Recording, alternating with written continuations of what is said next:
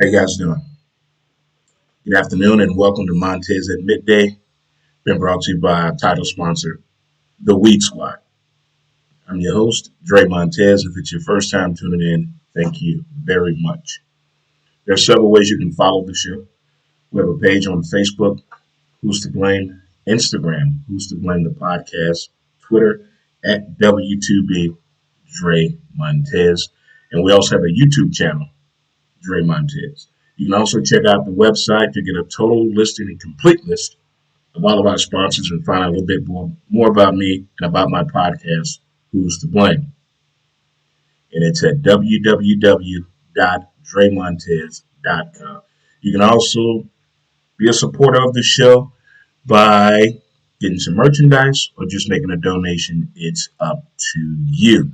But again, title sponsor, The Weed Squad. You can find out about everyone from there as well, what's scrolling on the bottom of the screen. This is a day I like to call Way Back Wednesday. What it do Wednesday? Wild Turkey Wednesday. Oh, we haven't had Wild Turkey in a minute. Where are my turkey lovers at? Not talking about Thanksgiving. Let's kick them back. Navy veterans in the building. You know what we have to do? High fives. Chest bump. Let you see that as well. That's where my mindset is at right now. On the NFL. Nothing but the NFL. Getting ready for the draft tomorrow. Let's hug it out. You're celebrating a birthday today. Happy birthday to you. When I was doing radio, this listener used to call in. Great sports banter, great guy, great for talk radio. Very engaging fella, very knowledgeable about the game. But today, it's his birthday.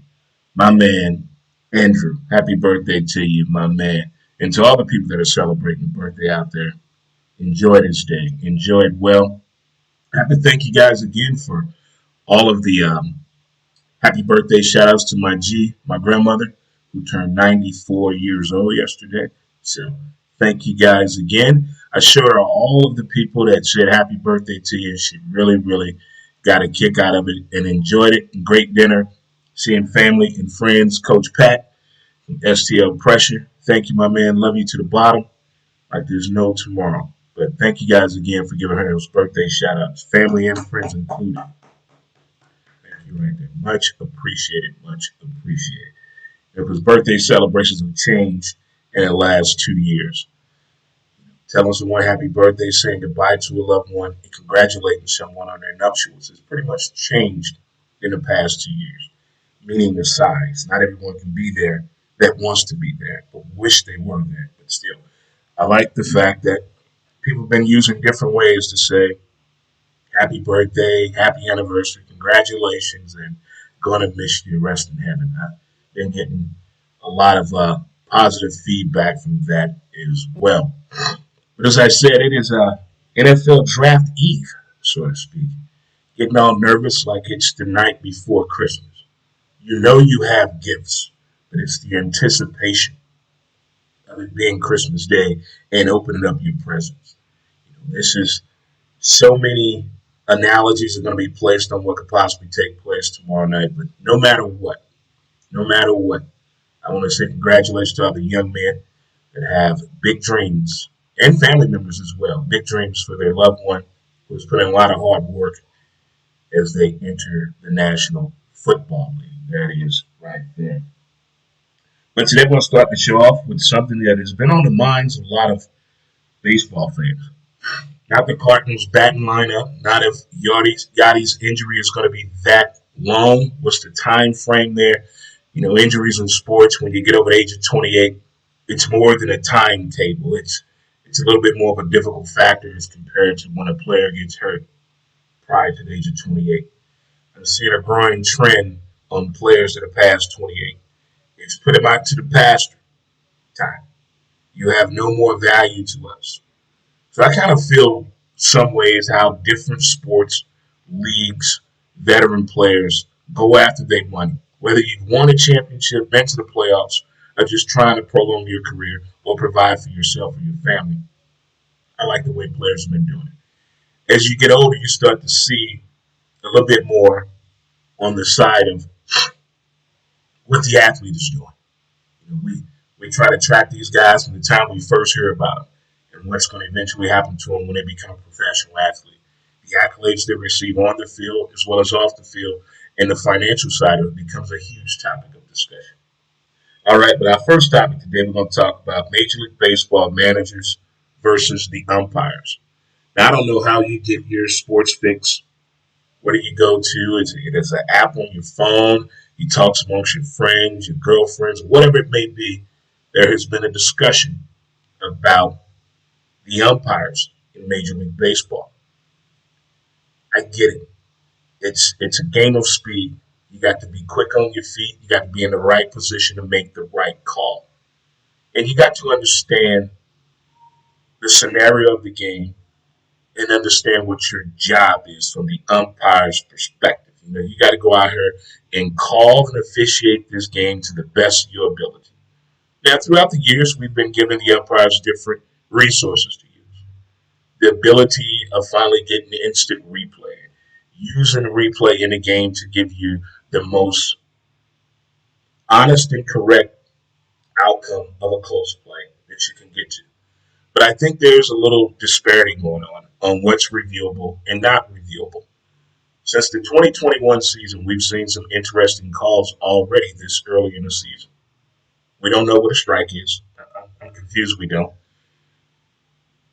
The first base umpire and the home plate umpire. Sometimes to me, when I'm watching the replay and there's controversy, when the manager comes out of the dugout, wants to get a review of the call after they make the notion, get on the phone, we're going to make a review of this call. And something happens on the way to getting something done here. Non-reviewable versus reviewable. When we're at home and we're watching a replay, or we see it live action, we're like, okay, that guy was safe or out. Then they slow it down with the very superimposed slow-mo camera that they teased us with at the Major League Baseball All-Star Game, the international one. They had players from all over the country playing in this tournament. And they used that slow-mo camera then. This thing had the most crisp. You could see the dirt going up. They had it all the bases and home plate, this camera. I don't know why they can't continue to use the correct camera. The cameras that they're using, I think the officials that are behind the people that got the headset on, I think they're using old VHS, old 8 millimeter black and white video, because there's no way they're getting these calls this way. Now, on the manager side of this thing, we've seen some blow-ups in baseball. There's been some classic blow-ups about the call, what's the right thing to do. Reporters going in the office talking to the coach about what just transpired through the game. Some handled it well, some didn't. And what comes to mind is Hal McRae and Lou Piniella. When the game did not get officiated up to their standards, it's going to be an issue. And there are different ways, and we've heard about different wordings and body actions that managers do to put their expertise and their veteran leadership on these young and up-and-coming Major League Baseball umpires. We don't have umpires that have been doing this 30 years anymore. These are up-and-coming guys right now and women that are trying to officiate this game to the best of their ability.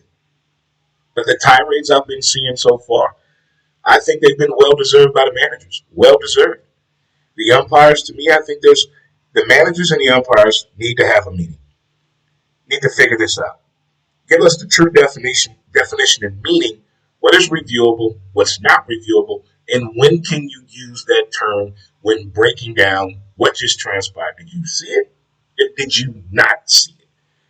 I think about some of the things that happened throughout sports when video was not needed. Did they get the right call made?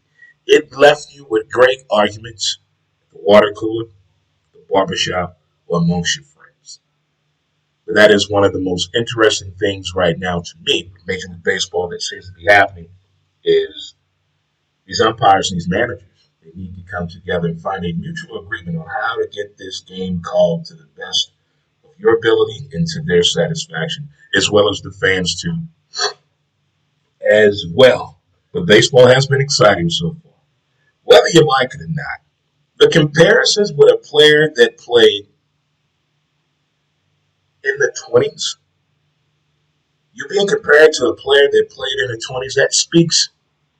That has a way you want to raise your hand and ask questions. What am I doing to remind you of a player that played in the 20s that's still very significant in the game of baseball?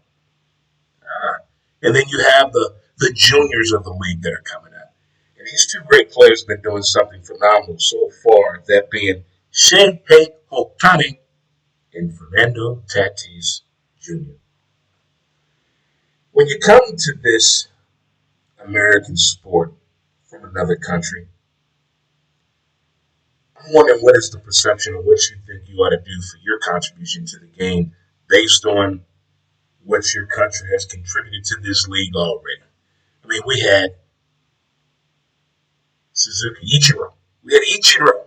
Ichiro Suzuki was the batting stance that kind of opened up the gates a little bit, just a little bit. But the gates, I think, right now are open when it comes to players coming from Japan.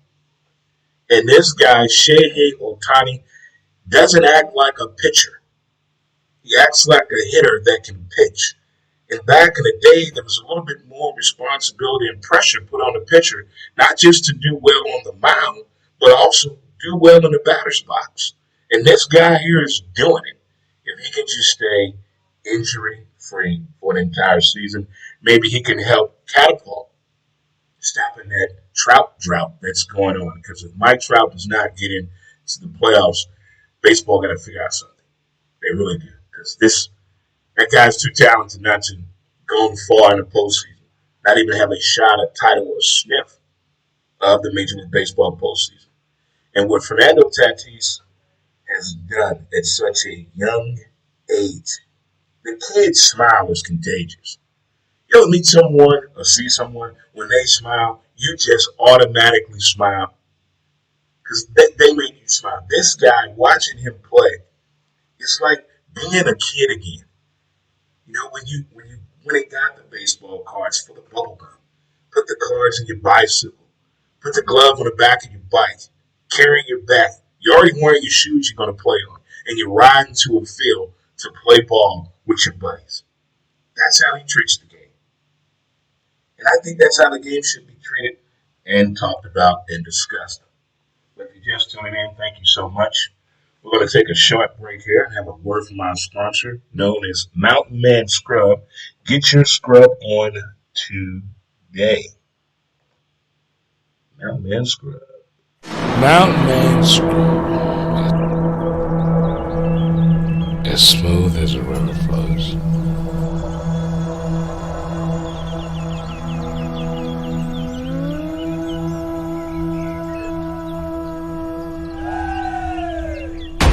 MountainManScrub.com.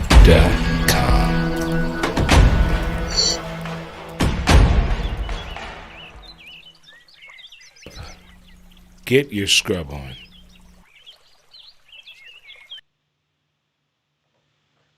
All right, MountainManScrub.com. Get your scrub on today. Great for your hands, elbows, knees, and feet, as well as bringing back that HD effect of that tattoo that you or her may have.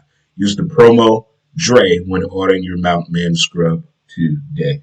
If you're just tuning in, thank you. This is Montez at Midday, and I'm your host, Dre Montez, also host of Who's to Blame, the podcast. We've talked about Major League Baseball managers and umpires, so I think something needs to be done and discussed before we open up Pandora's box even more. Shohei Ohtani and Fernando Tatis Jr. are very, very exciting to watch. Not saying the rest of the league is not, but I'm really digging what these guys have been doing. I'm quite sure there are about 10 to 12 ball players that have been doing something very, very impressive in this early start of the 2021 season. NBA season. Oh boy. This is heating up discussion with some of my sports groups friends where we just chat about different scenarios and discussions and headlines in the NBA.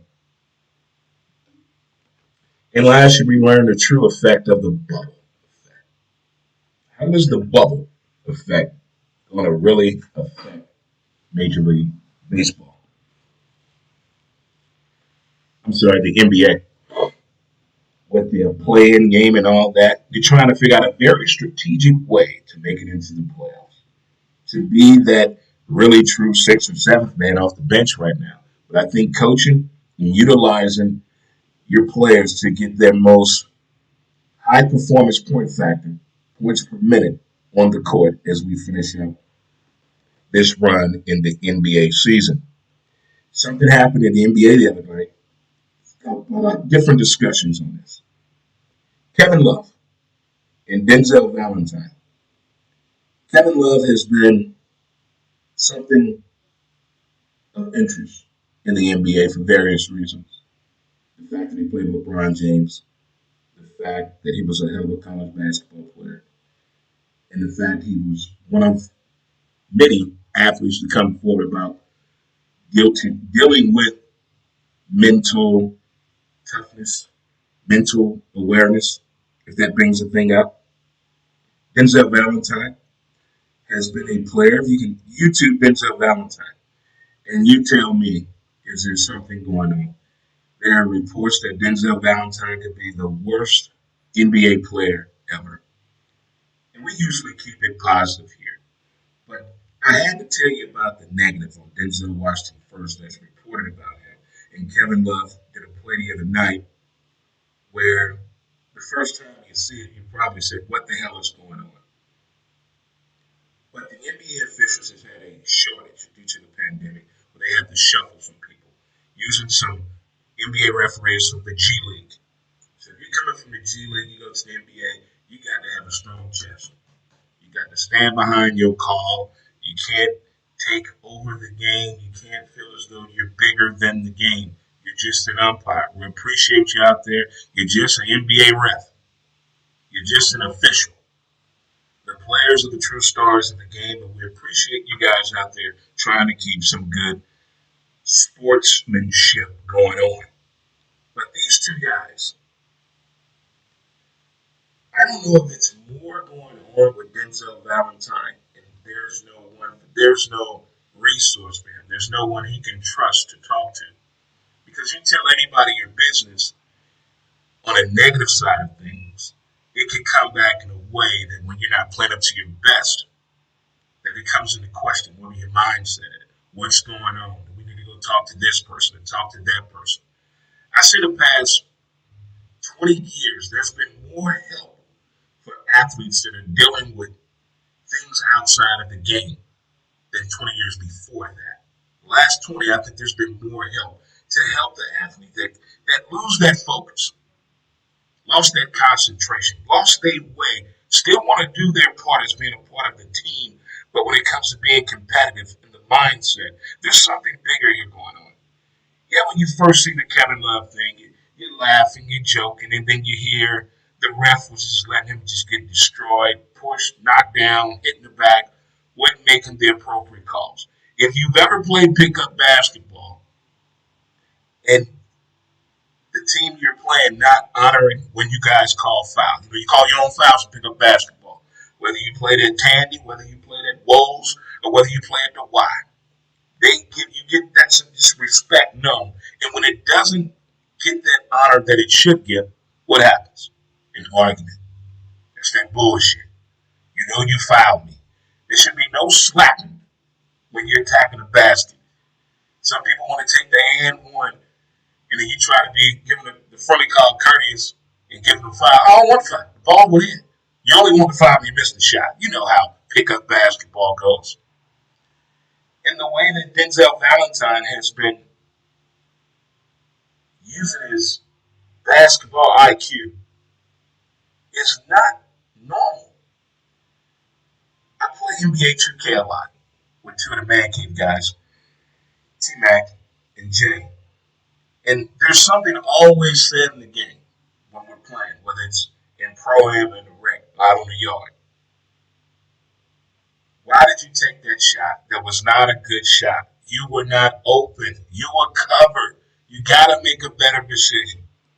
But if you look at the Denzel Valentine videotapes and YouTube and clips, there's something bigger going on. From his defense to his shot choice to his whole demeanor. And I wonder, is the NBA Only I wanted the sports leagues only look out and look for signs after you've been in trouble, after the red flag. I'm to the mindset now. I want to stop that thought and theory. You got to fall off your tricycle to understand that there's pain and get better balance. Well, I can't look at that bike and say, I don't think I want to fall off that bike onto this concrete. It's going to scar me. There may be bloodshed, and I'm going to cry. Or they to the point they wait till the kid falls and then they want to get in there and administer things and give advice, give you band-aids, give you some iodine, give you some peroxide, give you a helmet, give you some elbow pads. I already fell. I've already fallen. It seems as though that they're getting better. I think they can do better with reaching out, lending a helping hand, being a little bit more confidential with things. You don't have to tell us everything that goes on in these secret meetings. You don't have to tell us all that. Just keep it to the point where we know you're going to be okay. We know you're going to be okay. If you just tune it in, this is Who's to Blame. I'm sorry, this is host of Who's to Blame, Dre Montez, but this is Montez at Midday being brought to you by the Weed Squad. Keeping it NBA. LeBron James NBA rookie card sold for 5.2 million. Kanye West's prototype Yeezys, I still don't know what they are. Still don't know. Sold for 1.8 million. Conor McGregor sold his stake in his Irish whiskey, $600 million. That thing's out here getting done. But I don't know what Yeezys are. Are they for shoes? Or you wearing with a suit? Do you hoop in these things? Is it sportswear attire only? I don't know what Yeezys are, where they buy them from. I thought Jeezy was a rapper, but apparently they're tennis shoes. I'm confused.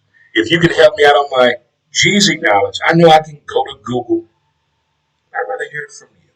I'd rather hear it from you. I want to close up today on why we love sports. There's various reasons on why we love sports. It could be you the first time you played sports.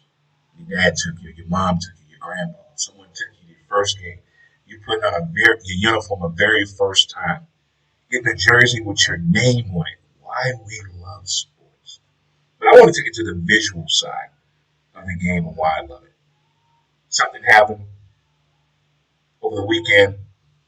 Young man has been a pro golfer for 8 years, but has never qualified for a tournament. Since he's been pro, never qualified. Well, he qualified. And I don't know if it's the way he did it.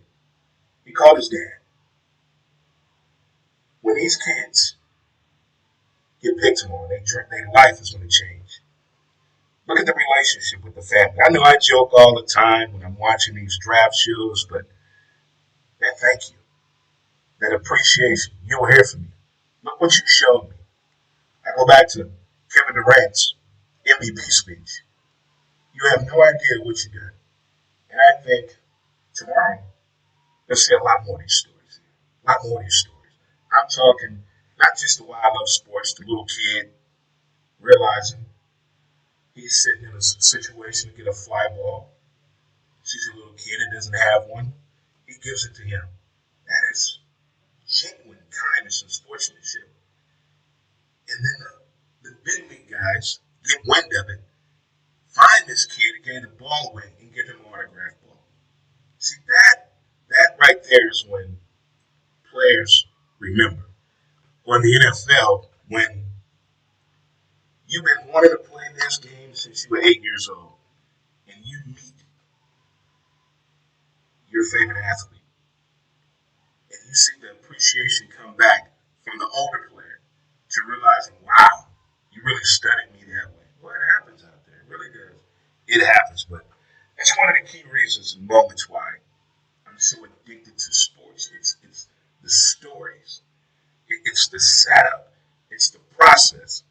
It's attacking the process. It's everything that's involved, and it all comes together when them kids realize I'm living my dream. This is it. This is it. People that work in corporations and things like that wanted to be a banker since the first time they had $2. Alex P. Keaton out there. Or the first time you watched a debate on television probably pushed you to get into politics.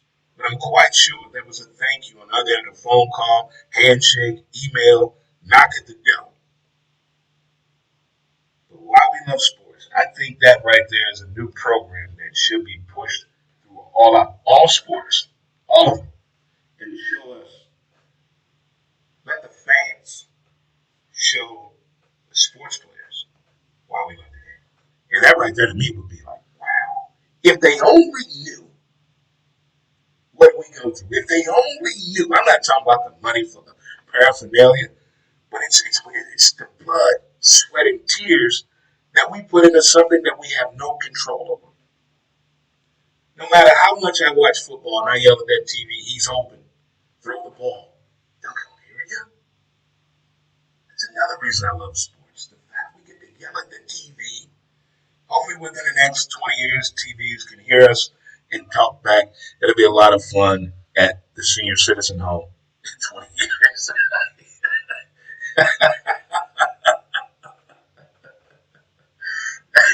That would be a lot of fun to be right there to see that. I get a kick out of that. I really do. Really do get a kick out of that. I want to thank you guys for tuning in today to Montez at Midday. Hell of a show. We have one more show, and then we're going to shut it down for 3 months, do some repairs and some maintenance and some cleaning up and some upgrading, and be back in August to get ready for college football and the NFL season. So this here should be a lot of fun. Today we talked about the umpires, Major League Baseball managers, Shohei Ohtani and Tatis Jr., Kevin Love, Denzel Valentine, and the NBA itself. What's going on as we're getting closer and closer to figure out this playoff push and why we love sports. And in fact, LeBron James card sold for $5.2 million. His rookie card. And Kanye's prototype Jeezys, $1.8 million. Are we in the wrong line of business? Probably not. Probably not. Well, guys, I'm going to get out of here and enjoy the rest of this liquid sunshine. What it do Wednesday? Who's that playing Wednesday? Don't forget to listen to the latest episode of my podcast, which you can find on Podbean, iTunes, Spotify, SoundCloud, and Anchor. Check it out. Check it out. Well, as my great grandpappy always told me, if your back pockets are touching, it means you have no ass at all. But most importantly, I want you guys to appreciate the details of the day. Thanks again for tuning in to Montez at Midday and enjoy the rest of your day, good people. And I think we out. Peace.